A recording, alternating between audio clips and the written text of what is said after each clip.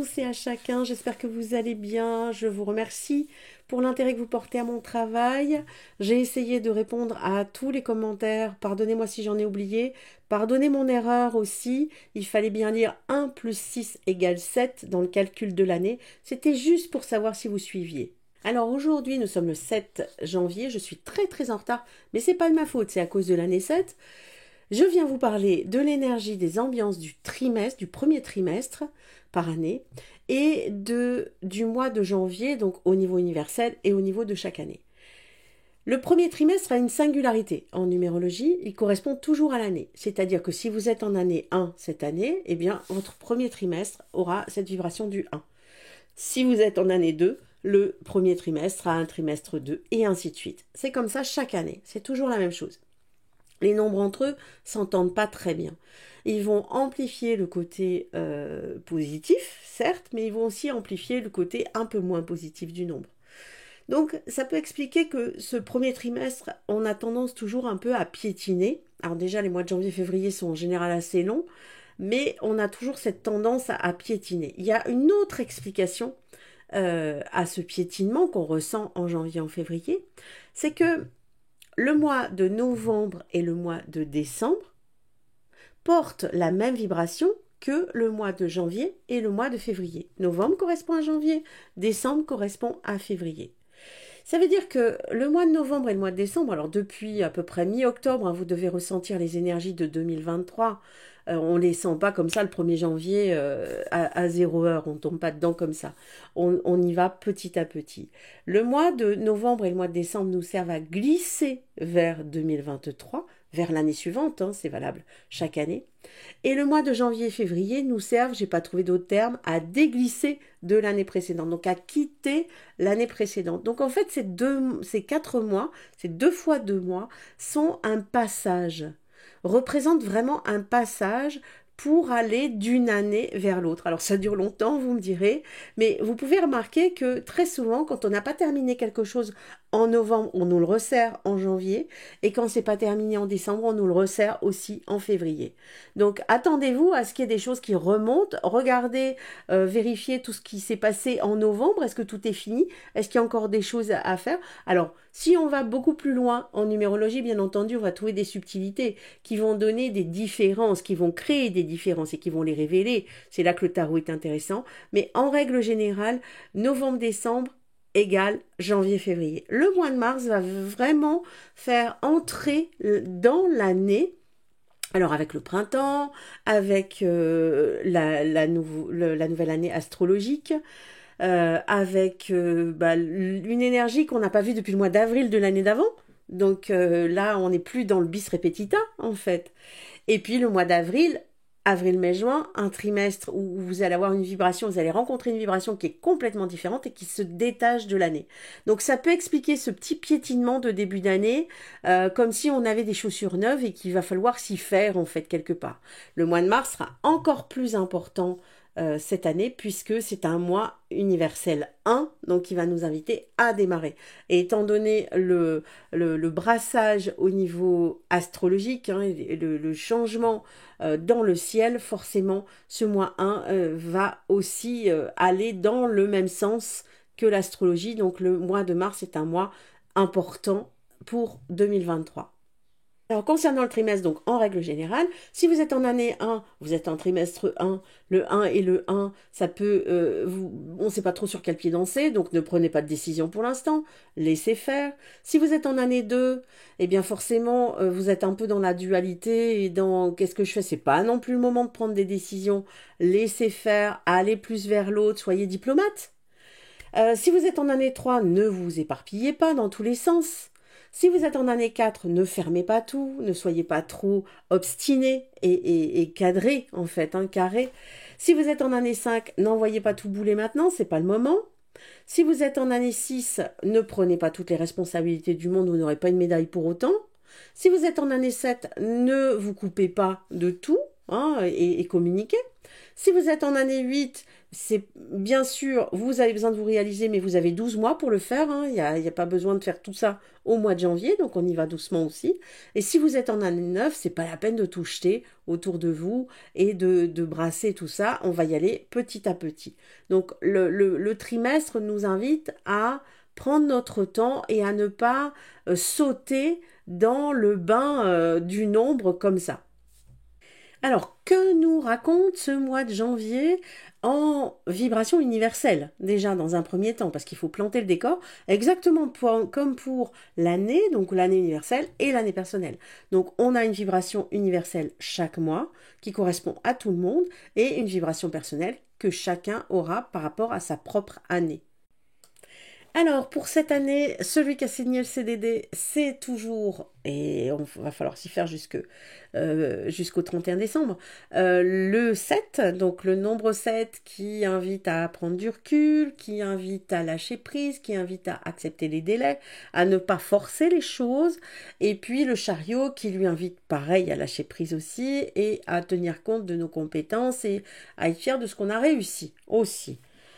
Il va aller toquer à la porte du 1, donc du mois de janvier, donc l'élan, hein, on a tous cet élan en janvier, c'est le mois 1 de l'année, donc il y en a qui ont des résolutions ou qui prennent la résolution de ne pas en avoir, parfois. Donc le 1, le battleur, qui a envie de démarrer, qui a envie de mettre des choses en place. À eux deux, on va trouver le 8, donc la réalisation, la concrétisation, qui est représentée par la justice, c'est-à-dire il faut que tout soit en ordre, il faut que tout soit juste. Donc on parle de la matière, donc on démarre quand même sur un mois qui est assez puissant puisque on est directement balancé dans la matière, dans le réel et dans le concret. Donc on regarde les choses en face, hein. L'injustice, c'est la seule lame du tarot qui regarde droit devant elle. Les autres regardent à gauche, à droite ou louche. Elle regarde bien droit devant, donc on regarde les choses en face, il faut essayer d'être le plus juste possible. En revanche, on évite de prendre le pouvoir trop sur les choses parce qu'on n'oublie pas qu'on est quand même dans une année 7. On peut être éventuellement en train de remettre de l'ordre en attendant ce fameux mois de mars qui est un mois 1. Donc en fait, tout doit être juste, tout doit être clair et tout doit être précisé et concis. Si on analyse l'essence du mois de janvier, avec le 7 et le 8, on trouve le nombre 6 qui nous invite à être en harmonie, qui vient d'un diable du 15, donc qui invite aussi à peut-être mettre de l'ordre dans tout ce qui nous attache, dans toutes nos responsabilités, dans tous nos engagements. Si on regarde le planning du mois de janvier en universel, on a à la fois le 7 qui nous invite à lâcher prise, à la fois le 8 qui nous invite à maîtriser et à remettre de l'ordre, mais le 6 qui nous suggère de faire des choix et de rester quand même dans la douceur, dans les responsabilités. Donc on y va doucement quand même, hein, pour ce mois de janvier. Ça c'est pour l'universel, donc ça concerne tout le monde. Ce 8 concerne tout le monde. On évite les excès, on essaye de rester le plus juste possible en tout, on respecte le timing, on se respecte, on est vraiment dans à la fois cette harmonie, à la fois cette indépendance, mais aussi le rééquilibrage de tout, des responsabilités, les excès dans le 8 peuvent se trouver ou dans le 15 peuvent être concernés autant le champignon que vous appuyez pour rouler en voiture que votre porte-monnaie ou que des excès alimentaires ou tout ça. Donc on remet de l'ordre après les fêtes, c'est pas mal de remettre de l'ordre. On va voir maintenant pour chaque année personnelle comment ça se passe pour le mois de janvier. Tout d'abord, j'ai refait une petite vidéo pour vous expliquer comment calculer l'année sans faire d'erreur, je pense. 2023, 2 plus 0 plus 2 plus 3 égale 7. Donc en 2023, nous sommes tous en année universelle 7. Pour connaître votre année personnelle en 2023, vous allez ajouter 7 à votre jour et mois de naissance. Par exemple, si vous êtes né le 14 février, 14 plus 2 égale 16, 1 plus 6 égale 7, on va réduire en dessous de 9. Si vous ajoutez 7, donc le jour plus le mois de naissance, plus 7 l'année 2023, vous trouvez un total de 14 que vous allez à nouveau réduire. 1 plus 4 égale 5. Donc, si vous êtes né le 14 février, vous êtes en année personnelle 5 en 2023, du 1er janvier au 31 décembre. Si vous êtes en année 1 en 2023, vous serez forcément au mois de janvier dans un mois 2 qui vous invite à la collaboration, qui vous invite à étudier aussi des projets, à remettre bien entendu dans le contexte du mois universel 8. Donc ça veut dire peut-être des propositions, des choses inattendues, des propositions de contrat, des propositions d'engagement, des propositions de projets à étudier. Donc on reste ouvert, on écoute, on va chercher aussi la collaboration, on est dans la diplomatie, hein, on essaye de rester, on évite les excès aussi, parce que ça c'est au-dessus de la tête de tout le monde. Donc on privilégie la diplomatie, la discussion, et on étudie tous les projets qui peuvent nous être proposés, pourquoi pas, et on verra ce qu'on en fait après. C'est pas le moment de s'engager encore, ce sera plus pour mars, voire avril. Voilà pour les années 1. Si vous êtes en année 2 en 2023, bien forcément le mois de janvier sera un mois 3 qui vous invite à la fois à l'expression, à la communication, le mois qui est représenté par l'impératrice, hein, qui crée, qui communique. Alors on se disperse pas, on l'a vu, pas d'excès, donc le 8 il est là aussi pour chapeauter tout le monde. Donc ça veut dire que c'est un excellent moment qui vous permet d'étudier parce que le 2 il étudie, d'étudier aussi des projets parce que le 3 il est dans la créativité et dans le projet, dans les choses qu'on peut mettre en place un peu plus tard et qui vont permettre d'évoluer et d'avancer. Donc c'est assez dynamique. En revanche, on ne reste pas bloqué sur des idées trop précises et on évite les excès, on évite de partir dans tous les sens. Il faut que tout soit probant et que ça soit réalisable. Et on n'est pas encore vraiment dans le feu vert du printemps. Donc patience, on étudie bien et on voit toutes les possibilités si on est en année 2 au mois de janvier. Si vous êtes en année 3, en 2023, le mois de janvier sera pour vous un mois 4, un mois qui vous invite à construire. Alors c'est un excellent mois pour remettre de l'ordre, c'est l'empereur, hein, un excellent mois pour remettre de l'ordre et pour faire un peu du tri dans tout ce que vous souhaitez mettre en place. Donc on s'organise correctement pour pouvoir se libérer derrière. Donc ça c'est important. Alors on ne remet pas trop d'ordre non plus parce que le 8 il est là aussi pour revenir à l'essentiel. Donc soyez gentil avec vous-même, ça fait déjà quelques mois que c'est pas facile pour vous. Donc restez sur l'organisation peut-être. Si vous êtes dans une année personnelle 4 en 2023, le mois de janvier sera un mois 5 qui symbolise le changement, le mouvement, et représenté par le pape qui symbolise aussi l'association et la validation d'aller de l'avant. Donc ça veut dire que si vous êtes dans une année 4, c'est un excellent moment pour bouger, pour évoluer, donc on ne retient pas tout. N'oubliez pas que vous êtes dans un trimestre 4 sur une année 4, donc ça fait un peu beaucoup de 4 tout ça. Plus le mois 8 qui nous chapeaute tous, hein, qui est le mois universel. Donc on accepte les mouvements, on accepte les changements à partir du moment où tout est juste et à partir du moment où tout est bien organisé. Donc ça peut être des changements, des déménagements, ça peut être des changements dans votre structure aussi. On ramène au mois, hein, donc on est vraiment dans un détail peut-être plus minime en quelque sorte. Donc changement de structure, changement de travail aussi. Pourquoi pas? Parce qu'on ramène aussi au diable qui parlait du travail, aux responsabilités. Donc accepter le changement, ne pas le bousculer trop et ne pas le refuser non plus si vous êtes en année 4. Si vous êtes en année personnelle 5, en 2023, le mois de janvier sera un mois 6 qui est représenté par l'amoureux. Donc c'est une période de choix, c'est une période aussi parfois de doute, mais c'est aussi une période de changement pour un mieux, puisque ça vous permet de mieux maîtriser les choses et d'être mieux dans votre énergie. Donc ça peut être un changement professionnel ou un changement personnel, un changement affectif. En tout cas, il y a cette notion d'harmonie qui est très importante pour vous. Le 6 hein, qui ramène à lui.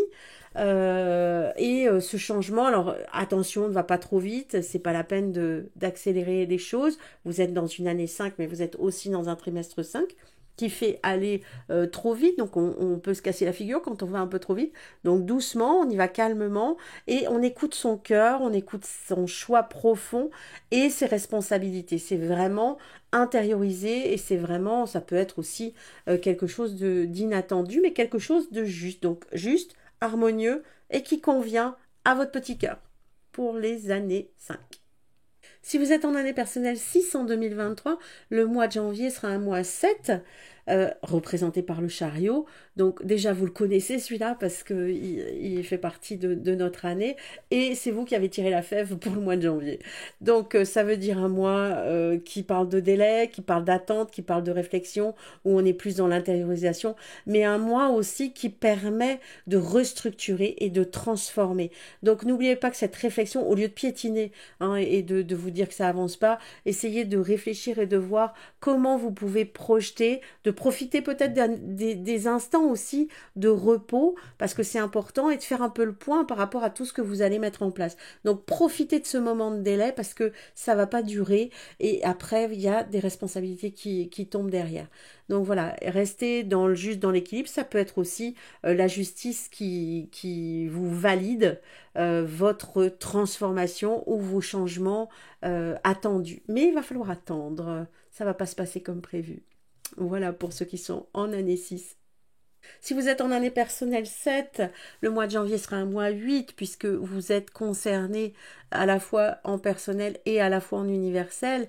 Donc ça veut dire que tout ce que j'ai pu dire en début de vidéo sur ceux qui sont pour le mois universel 8, c'est valable pour vous aussi. Donc ça veut dire un moment où il faut vraiment être dans la justesse, dans la justice, dans l'équilibre. Ça peut être un moment aussi où vous avez des propositions, des possibilités, des révélations, des choses comme ça qui descendent et qui n'étaient pas prévues et qui peuvent peut-être s'incarner un peu plus tard. Pour l'instant, dans un premier temps, prenez les informations, attendez au moins le mois de mars avant de débuter vraiment quelque chose. Mais donc, vous êtes concerné par ce 8, c'est-à-dire trouver un équilibre, débarrassez-vous de ce qui ne vous convient plus, débarrassez-vous de tout ce qui vous attache et de tout ce qui vous empêche de. C'est le moment peut-être de faire un peu du ménage et de réajuster les choses pour pouvoir évoluer derrière. Voilà pour ceux qui sont en année 7. Si vous êtes en année personnelle 8 en 2023, le mois de janvier sera un mois où vous terminez, puisqu'on est dans du neuf, on est dans l'ermite. Donc c'est un mois où on comprend, c'est un mois où on termine, c'est un mois où on aboutit. Alors déjà le 8 vous concerne par l'année, vous concerne par le trimestre et vous concerne par le mois universel aussi. Donc autant vous dire qu'il faut se tenir à carreau quand même et éviter tous les excès. En revanche, c'est un excellent moment pour se débarrasser de ce qui ne convient plus. C'est un excellent moment aussi pour que des choses qui vous tiennent à cœur depuis longtemps aboutissent, se terminent. On peut terminer, alors toujours un rapport avec le matériel, avec la matière. Le 8, il est dans la matière, donc on peut terminer, aboutir, finir quelque chose, finir un contrat, finir un engagement, finir de vendre une maison, finir. Il y a quelque chose qui se termine et qui s'arrête dans la matière.